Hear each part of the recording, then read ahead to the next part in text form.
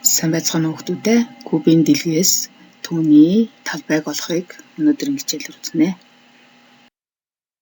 За суралцахын зорилт нь 3.2-ийн В. Кубын дэлгээсийн талбай хэмжээг олох.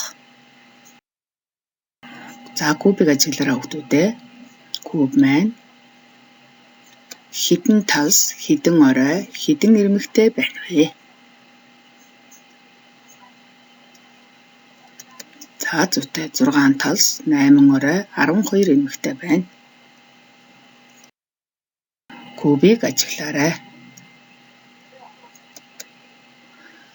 За түүний талсыг задлж харуулбал ийм байдлаар харагдах нь байна. За кубыг дэлгэж харуулбал 6 ижил талсаас бүтгэнэ.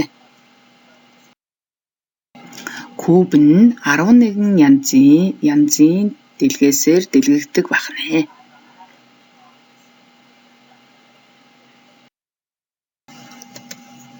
За багш нэг кубыг дэлгээсийг харуулсан байна. За энэ кубын дэлгээсийн талбай хэмжээг тооцоолъё. За нэг түүний тулд бүгдээрээ талсаа дугаарлая.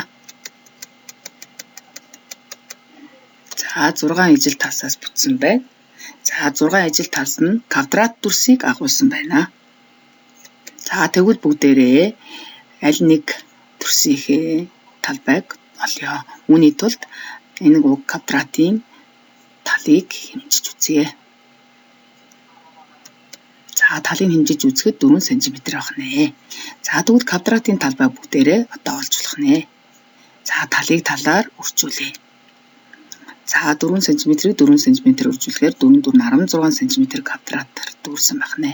Яг ийм 16 см квадрат талбай бол нийтдээ 6 байгаа учраас дэлгээсийнхээ нийт талбайг олохын тулд 6-г 16-гаар үржүүлэхээр 96 см квадрат гарах нь байна. За дараах кубын дэлгээсийн талбайг олоорой. Кубын ирэмг нь 6 см бол кубын дэлгээсийн талбайг ол. За мөн кубын ирэмг нь 7 см бол кубын дэлгээсийн талбайг олоорой.